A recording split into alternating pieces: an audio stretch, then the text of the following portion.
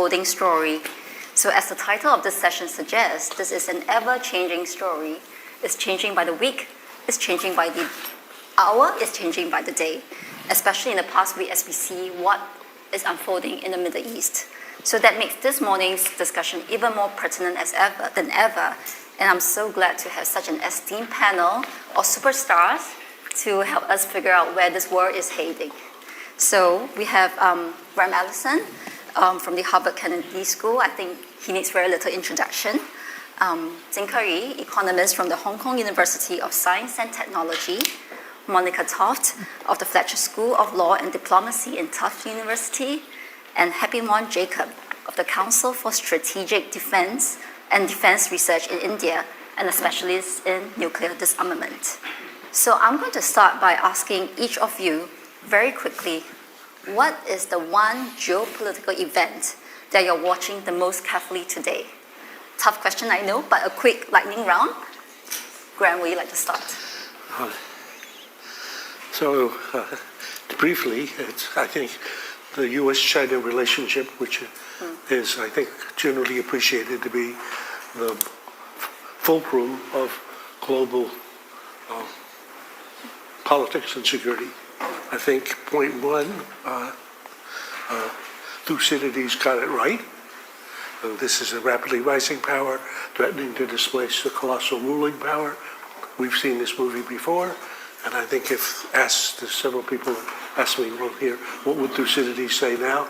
I would think he would say, right on script, almost perfect for the rising power, almost perfect for the ruling power, accelerating towards what he anticipates will be the greatest collision of all times. So I think that's the big point one, and I think if we have to bet it in terms of structure, that would be the outcome. My old mentor, Henry Kissinger, the last couple of years of his life, every month we would do a phone call or a meeting, and he would say, Graham, I'm hearing louder and louder the echoes of 1914. Right. So business as usual, diplomacy as usual, we should predict history as usual. Then point two, though, briefly, not to be so pessimistic, I'd say 3/4 likelihood that's the story. And, but there's agency, and Thucydides was very interesting. He wasn't like the playwrights who thought we're all in the hands of the gods. He thought human beings could make choices that could take a different path. And he says, in fact, in his wonderful book on the history of the Peloponnesian War, I'm taking the trouble to write this book because look at the mistakes that were made. People could have made different choices, and if they had, you would have had a different outcome. So this is not inevitable, and I think the most surprising thing about the current international environment is that for all the things President Trump is not, and there's a long list, and for as strange as he appears and he is strange, and he does appear to be strange, one, he is not a China hawk.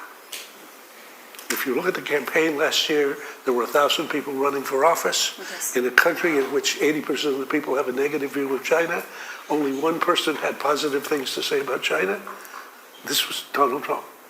Secondly, he says repeatedly, and has said to President Xi, China and the U.S. working together can solve most of the problems of the world. So I believe he believes that. And third, finally, he is determined to be, in his own way, a great deal maker and a great peacemaker. And if he's going to succeed in that mission, the opportunity for Trump and Xi to surprise us on the upside, I think, is enough to be hopeful. Right, Donald Trump, a peacemaker. We will get more into that in a bit. Professor Ding. As Graham has just said, U.S.-China relationship is going to be the defining question of our time. And it's not about trade. Right. It's about Chinese aspirations. It's about the Chinese development model. And most importantly, it's about technology competition. And DeepSeek is just only the beginning. So we're going to see a whole spectrum of U.S.-China tech competition where dual-use technology was once, even 40 years ago, 15%. Roughly. Now it's something like 70%. So that will be the key geopolitical question, in my view, and that's what I follow. Thank you. Thank you. Monica. Yeah, thank you. So I would broaden it just a little bit from what's been said, which is spheres of influence. I think what we're seeing is a realignment globally and actually regionally as well. What's happened in Israel and Iran, I think we're going to touch about that a little bit. There's been a return of spheres of influence where there's been an unsettling of the balance of power regionally and then, of course, globally. The United States was a global hegemon for about 10, 15 years, depending upon how we count that. But now with China rising, it's being competed against, particularly in Asia. And then we see Russia is still a player, and in part because it has nuclear weapons. It's a formidable power. It's got a lot of geography, a lot of resources, and Russian President Vladimir Putin wants to remain a player. Whether that happens, I don't know, but I agree the key competition is between China and the United States. We're seeing multilateralism being challenged. We're seeing bilateral relations, minilateralisms, regional organizations emerging. And we see increasing strategic competition, and at this point the competition is economic, but as Graham points out in his book, the Thucydides trap, it can easily slip into military competition, and let's hope that that does not happen. And of course there's political competition. What's different about this sphere of influence than in the 19th century and during the Cold War is it's largely about resources and territoriality and making sure that sea lines of communication, buffer states, buffer zones are opened, and unfortunately, as a result, you're from Singapore, smaller states may have to sort of reorient and figure out how to balance between these different spheres that are emerging. So as Prime Minister Lawrence Wong said yesterday, always a question he gets. Yes, exactly. And so medium and smaller states, Iran's a medium state, guess what? It's trying to figure out what its role is. Yes. Medium and smaller states are going to have to figure out what their role and their agency. They're going to have some agency, let's not deny that. But with this great power competition, with these spheres of influence and this reestablishment, it's going to be a challenging I think next decade, 2 decades. Right. Okay, and to you. Thank you. I think I'm going to resonate some of what Monica said. I think what is really top of my mind is the unraveling of the rules-based international order. Now, I don't agree with any of those words. The rules-based, it wasn't. International, it wasn't. Order, it wasn't. But I think where I come from, we have conflicting views about it. We do need an order. However imperfect that order is, a world order is important. On the other hand, if there is consensus between great powers, great power consensus also means that the medium-sized countries or smaller countries get caught in between and they have absolutely no agency. So if there is a certain amount of disorder, we don't mind that because that actually gives us an opportunity to develop our own agency and to sort of assert ourselves on the international arena. So I think we're caught between these two schools in some ways. While we don't agree with the sort of current world order and the philosophy guiding the current world order, we want a world order. I think so. What emerges from the ashes of the unraveling of the current world order is what we are really looking at carefully from where I come from, which is the global south. Right, okay. So we have US-China, technology competition and terrorists, sphere of influence, a global disorder. So quite a bit to get into in the next 35 minutes or so. So we'll do that, and then I'll invite the audience to ask their questions.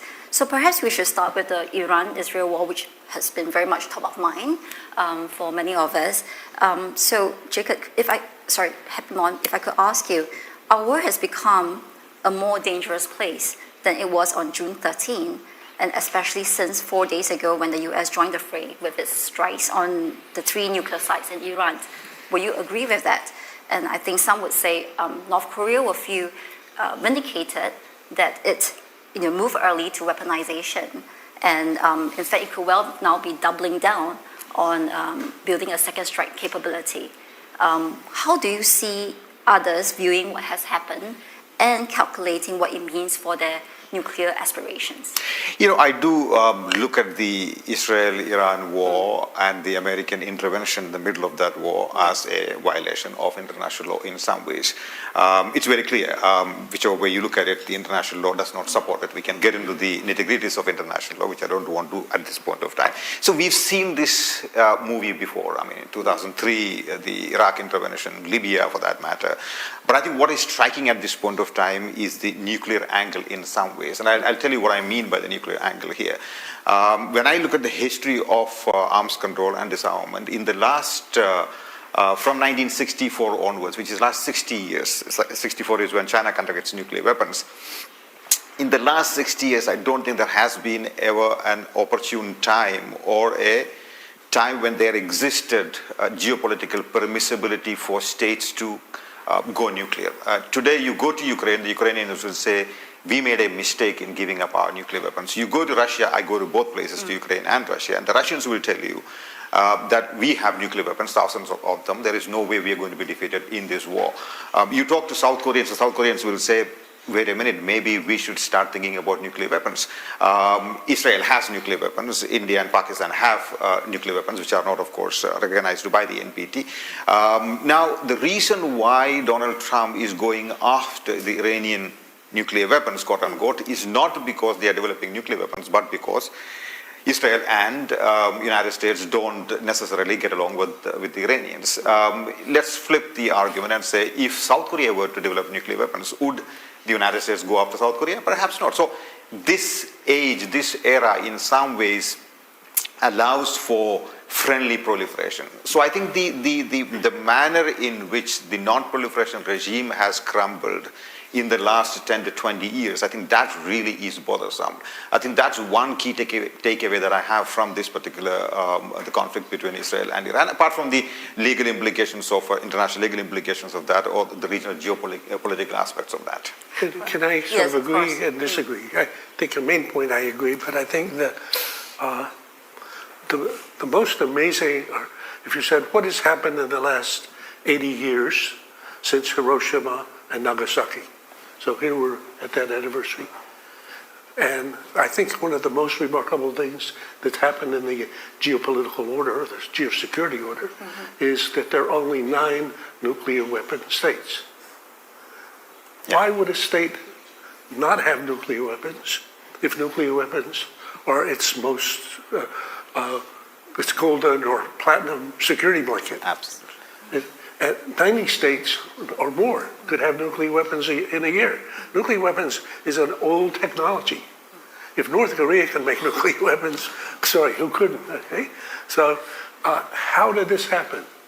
This was one of these extraordinary instances of great statecraft sustained over a very long period of time, but it's still very unnatural. Why would I, if I were South Korea, or if I were Ukraine, or if I were Iran, not have a nuclear arsenal to protect me? If nuclear weapons, if a reliable arsenal provides protection, well, because what? Why? Okay? It's unnatural. I mean, so I think the unnatural achievement, we failed to appreciate what a remarkable thing that was, and just your point about allowing it to erode in the ways that we do. And the achievement is a combination of a sense of international order, a set of rules with the IAEA and commitments, a respect for that set of rules for the most part, even though at the margin, extended deterrence where there's been guarantees. So there's a lot of components of what we call the non-proliferation regime. But for just us as ordinary citizens, thinking if you lived in a world with 90 states with nuclear weapons, there would be nuclear wars from time to time. That was John F. Kennedy's nightmare after the Cuban Missile Crisis that led to this set of initiatives. And I think we've now kind of taken it for granted as if somehow this was, tie the boat on it as done. No, in fact, just as I think was said, it's eroding. Yeah. Right. And could I come in on that? Of course. So because I agree with what's being said, and what I say is it's too soon to tell. I mean, the big question mark is the nuclear taboo dead? Yes. And we don't know that. So and it was interesting because China, when Russian President Vladimir Putin started nuclear saber rattling a year ago or 2 years ago in October, it was China that said, knock it off, right? We don't want a nuclear confrontation here. And so the big question back to when Happymon was starting is about the United States. There's been far less sort of screaming at the United States for targeting Iran, for violating its sovereignty, in part because I think the international community accepts that this has been a far and long hard achieved to have so few nuclear armed states. And what Israel and the United States are doing is to try to prevent that proliferation. We don't want nuclear weapons. We understand that Israel is a non-declared state, but we don't want a nuclear proliferation. And so although it does appear that the United States violated international law, it wasn't an imminent threat, it was a preventative action. States in the region, at least, seem to accept that that was okay, to use those bunker busters to possibly go out and degrade, if not annihilate. It looks like we possibly didn't even degrade the possibility of nuclear proliferation in Iran. So the question is the degree to which the nuclear taboo is still alive. And there is a sense that it still is, that we understand that qualitatively these weapons are different, and that it's not just a quantitative explosion. And we'll see the aftermath of this in the next 6 months to a year about whether it's the case that Iran can prevent the IAEA from going in, and then how the international community responds to that, whether they pressure Iran to say, yes, you absolutely have to have these inspections because we want to be guaranteed that there's no further proliferation.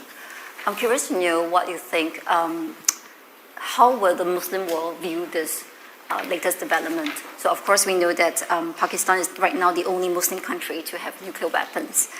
But many other Muslim nations, Saudi Arabia, UAE, they have civil nuclear programs. Would they be tempted to go the weapons route? Maybe you want to jump No, on I think I totally agree with what Monica said, which is I'm not so sure the neighbors of Iran want to have a nuclear Iran. Personally, sitting in India, I don't want a nuclear Iran. I'm very clear about that. But that is besides the point. The point really is that Iran would not have enriched its uranium to 60% from 20% had Trump not withdrawn from the JCPOA. So the American government will have to take responsibility for that. On the nuclear taboo question, I agree with you. The taboo against the use of nuclear weapons continues to be very strong. But I get a feeling that the taboo against the possession of nuclear weapons may be, collapsing quite a bit. And on the question that Graham made, again, totally, this is a treaty. The NPT regime has managed to ensure that more states do not develop nuclear weapons. But in the last 10 to 15 years, we are seeing an unraveling of that regime too. The NPT review conferences don't reach anywhere. The nuclear security summits are no more held.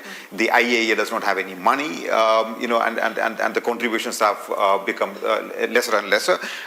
So in some ways, we are looking at a certain nuclear disorder. That's my worry. Now, on the question of whether other states are going to be tempted and persuaded about developing nuclear weapons, I can't speak authoritatively about the Muslim world, but I'll tell you, there are rumblings in various parts of the world, some of them which I just mentioned.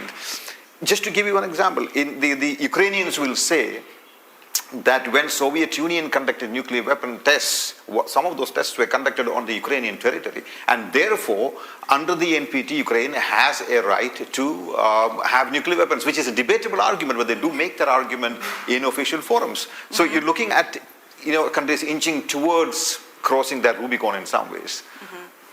Okay, so I'm now going to turn to Jin Keyu. And to talk about this U.S.-China relationship. And you have stressed the need for a global architecture that spells out clearer rules around technology competition, as opposed to an all-out tech decoupling, which is what we seem to be seeing today. But at the same time, the Trump administration clearly feels that tech from EVs to AI is a key arena of competition and is almost existential. So in view of this environment, when everything is viewed through security lenses, what can be the pathway forward? There are national security issues that both countries will have to respect, right? But I do not agree with the view that they are in a new Cold War. If you think about this, they could be politically opposite, but economically competitive, but most importantly, global public goods collaborative. And that is essential. And there is space to collaborate, whether it's on AI risk, climate, data transparency, and so forth. Just a little bit, first of all, on the parameters of trade, because I think it lays out possibilities for future competition but collaboration going forward. There is a no-go area for China, but there's plenty of room to work together on, right? If it's just about opening up more markets, financial services, in a limited way, purchasing more U.S. goods, but most importantly on data transparency, regulatory things around AI or e-commerce and so forth. There is a huge amount of, there's scope to collaborate. The core principle guideline for China, just to understand a little bit of China's view about the trade war, is equivalence, reciprocity, and realism. China's not going to lower tariffs unless U.S. does. It has to be realistic. Phase 1 last time around didn't work because it was not realistic, and it could be used as a bargaining tool or a leverage of the U.S. And also, it has to be kind of a reciprocal and equivalent. So no-go zones, and coming back to geopolitics, do not conflate political matters, geopolitical matters with economic matters. This is not political tribute, it's mutual commerce. So all the other aspects, Taiwan and so forth, do not conflate that with these trade issues. But so this is delineating the scope of collaboration. But on the tech, look, if we think about technology, there's invention, production, and diffusion. U.S. totally dominates in the invention part. But guess what? China is very, very competitive on the latter too. If you're talking about the combination of AI plus programs and scale and manufacturing capacity, which country has that, all of that in one package? That is China. And diffusion, the ability to diffuse technology like AI and the new energy, and that diffusion part is equally important. So I see the U.S. and China competition not as totally neck to neck and head on head, but as possibly also complementary, and they can figure that scope because for the majority part of the world, it is about adopting accessible and cost-effective technology that is most important. So that reminds me of what Chinese Premier Li Qiang said the other day when he said that China would become a consumption powerhouse, not just a production powerhouse, and that is where it will be useful to others as a market. I think the question here is how are we going to get there, right? I mean, domestic consumption has been something that has been talked about so much, and I'm curious to know what you think might be again the way forward for this. A few years ago, especially after the Trump trade, 2018, the start of the wave of U.S. export controls and bans and so forth, China was in an existential crisis of being cut off from critical technologies. I can confidently say it is no longer in that position, perhaps thanks to Biden's continued export controls. Have you seen this huge wave? Again, we talk about DeepSeek. By the way, DeepSeek did not happen in times of comfort. It happened in times of crisis. This is called crisis innovation. A lot of the technological breakthroughs happen in times of crisis.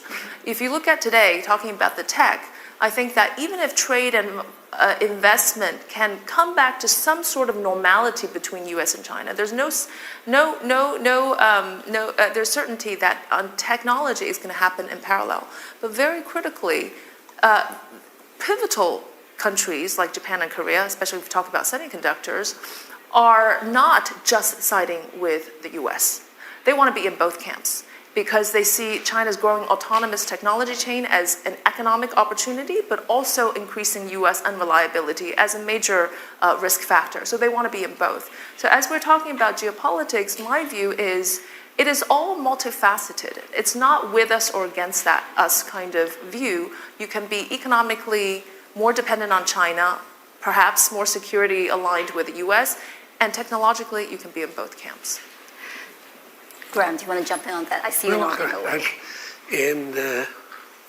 At the beginning of in 2021, 22, at Harvard, we did 4 studies following up on the Thucydides trap book on the so-called Great Rivalry, or even one version of it is the Goat Rivalry, the greatest of all times rivalry. And there's one report on the Great Economic Rivalry, one on the Great Technology Rivalry, one on the Great Military Rivalry, and one on the Great Diplomacy Rivalry. Starting from the proposition that these will be the 2 fiercest Thucydidean rivals at all times, that's my kind of baseline, then the rest is sort of details. In the technology arena, what's been most striking is the speed at which China, what what the report does is start with the year 2000 and then, up to the day. And we have a version up to 2025 now. And you see a country, the bottom line takeaway is that a country that the U.S. could not find in its rearview mirror at the beginning of the 20th century, you cannot find in its rearview mirror today because it's either side by side or even slightly ahead. So across the advanced technologies, China is now a full spectrum peer competitor. And I think Jin's point about AI is a fascinating example. So this time last year, we would have been thinking, well, there's ChatGPT, there's these American Goliaths, America is dominating AI may dominate the world. Then somebody from nowhere with a small group of people, focused mainly by using brains rather than chips, comes up with DeepSeek. DeepSeek then makes a bet on open, whereas all the other American Goliaths are closed. Well, if there's 8 billion people, and if a few billion of them are active in this space, and you're open versus closed, so whereas this time last year, somebody like Eric Schmidt, who's one of the people whose views I track on this, would have said closed looks like the way to go, particularly because the company can capture the benefits, has now flipped his view. He thinks that open will end up winning this race, and that therefore the DeepSeek strategy in that space is more attractive. So I would say this will be a rivalry that will go on, that we'll see continuously. For the rest of the world, it'll be complicated because there's two that are so far ahead of everybody else that then that's sort of that's more complicated. But I think I think Jin's main point is that we'll see this rivalry go step by step, back and forth. Right. There'll be attempts to constrain each other in ways, then they will have to be balanced by some sort of conversation. So I think the way in which the tariff war became export control items, and in which the fact that the U.S. is dependent on China for probably 60 or 70 items, like, for example, just magnets, without which a Ford Motor Company's car cannot come off the line, or an F-35 can't come off the line. Well, that's pretty tight point of choke, okay? And if that's the case, the conversation about what I'm going to constrain as opposed to what you're going to constrain will have to be resolved by bargaining. So that's what's going on now. Now, my impression is that the two countries are so deeply entangled, especially through their supply chains, that sensible people sitting down will notice that we have to make a deal. And I think that's what Besant has been trying to do with her, and I believe that's likely to. I mean, I would bet that's likely to happen, though you can always see ways in which it get disrupted. So Monica. Yeah, so I think that's a critical difference between the Cold War. We've been here before with a bipolar rivalry, right? Two strong powers emerging. And the critical difference this time around is we have this economic interdependence. During the Cold War, we had the Warsaw Pact. They had their own economic system. And then there was the Western, and then we had our liberal capitalist system, right, based on sort of issues of democracy and norms about human rights. And so this is a critical feature, and the question is can we, right, manage this so that China now has leverage with the United States. It has something that it can exchange to put pressure on the United States. And similarly, the United States obviously can put pressure onto China. So it's a really, really critical difference, this technology and this trade sort of dimensions moving forward. And the other good news about history is that we've had a Cold War, and it was scary. There was threat of thermonuclear war, and we understand that. It's back to the nuclear taboo issue. And so hopefully sound minds emerge, and that we can have sound policy and good diplomacy, right? So we've got the economic, we have the military, which we're trying to keep at bay, but then we have really sound diplomacy in order to sort of unravel the more intractable bits between China and the United States moving forward. So there are some glimmerings of hope here that we're talking about in terms of how the relationship could proceed. But what I wonder about is also the domestic conditions in both countries. So as one of the best things about my job as a journalist is I get to speak with really smart people. So aside from the panel here, I've spoken to people like Ang Yuan from Johns Hopkins and also Danny Kwa from the LKY school. And if I could just sort of pull together certain threads of what they've been saying, the reason why the relationship between the US and China has been so intractable is because of the domestic conditions on both sides, where you can milk so much political capital out of entrenching narratives about the other side. The US is a bully, China is aggressive and ambitious. So, and what Danny has also said is, where is the truth telling in all of this? Is there any incentives for the media, the politicians to really tell what is really going on with the other side? Mm-hmm. So in such a toxic environment, again, what kind of pathways can there be? What makes you optimistic about how this could proceed? Well, good. That's a good question. And I think that a country like Singapore that can watch both parties and understand them with fairly clear eyes, maybe even has some thoughts of maybe you should contribute. I would say that,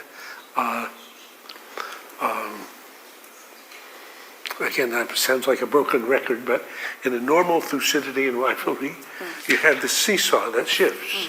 And as the seesaw shifts, I've been accustomed to being the heavy, so I'm in control of things.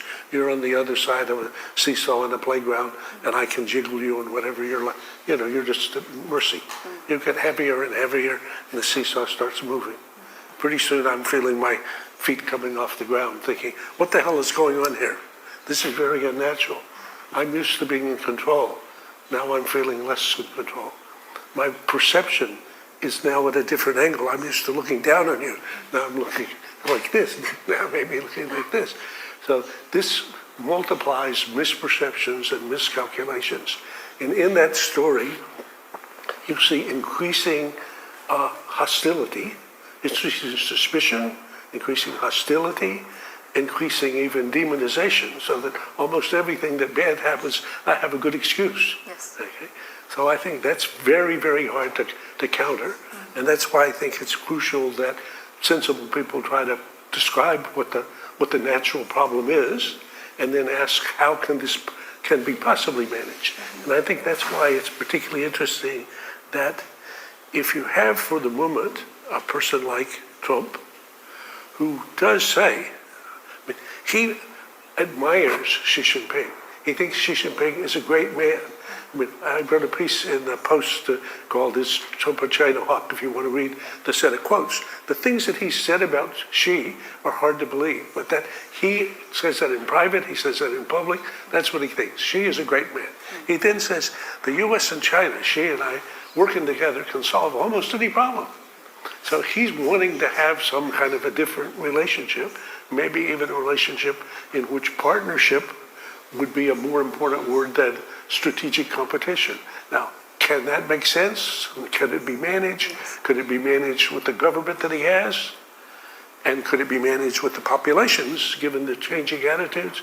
I would say stay tuned, but I think something interesting is going to happen in this space. What does Xi think of Trump? I think Graham pointed out the critical word here. It's managed, right? It's management, managed rivalry, managed competition, managed security. It's all going to be that. But I think there's some misunderstandings on both sides about each other. Yes. First of all, I think the view that China's sole goal is to displace the U.S. in the world is really not what is on China's mind. But China believes that it is a universal right and its own right to pedal its way to prosperity, and that there is no country that can stop in its way. And I think that whereas the post-war world was defined by American moral universality, I think what has happened recently with Trump has basically taken that stage away, so that moral compass towards China is no